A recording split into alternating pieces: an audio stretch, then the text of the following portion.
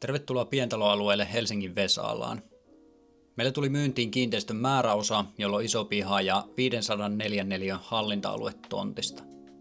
Kyseessä on siis vuonna 2022 valmistunut 110 neliöinen paritalon puolikas.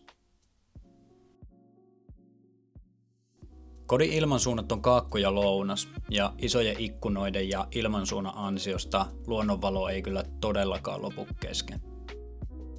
Keittiö on hieman erillään tuosta oleskelutilasta, mutta muodostaa kyllä kivan kokonaisuuden tuon olohuoneen tykönä, ja saarekkeen eteen mahtuu isompikin ruokailuryhmä. Alakerran lasitettu terassi toimii ikään kuin lisähuoneena kesäisin, mutta toisaalta tuo terassi jatkuu kattamaan aika laajan alueen tuolla takapihalla. Ylhäältä löytyy myös hyvän kokoinen parveke ja sinne on käynti kodin isoimmasta makuuhuoneesta.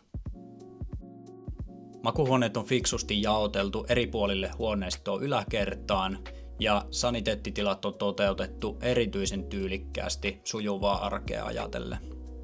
Kussakin huoneessa on reilusti lasku- ja kaappitila ja kylpyhuoneen yhteydessä on tosi fiksusti toteutettu tämmöinen kodinhoitopiste.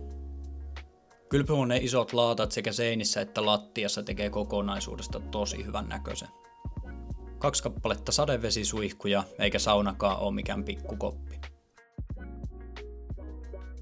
Siitä terassin yhteydestä on tietysti käynti isolle takapihalle, jossa on kyllä tilaa temmeltää. Ja mun mielestä tuo alue on tosi kivasti rajattu. Pihan saapi hyvin parikin autoa ja toki sähköauton latauksella. Kilometrin säteellä löytyy useampi päiväkoti sekä 1 ala-aste ja Vesalan peruskouluun sekä liikuntapuistoon noin 1,5 kilometriä ja Mellunmäen metroasemalle alle 700 metriä.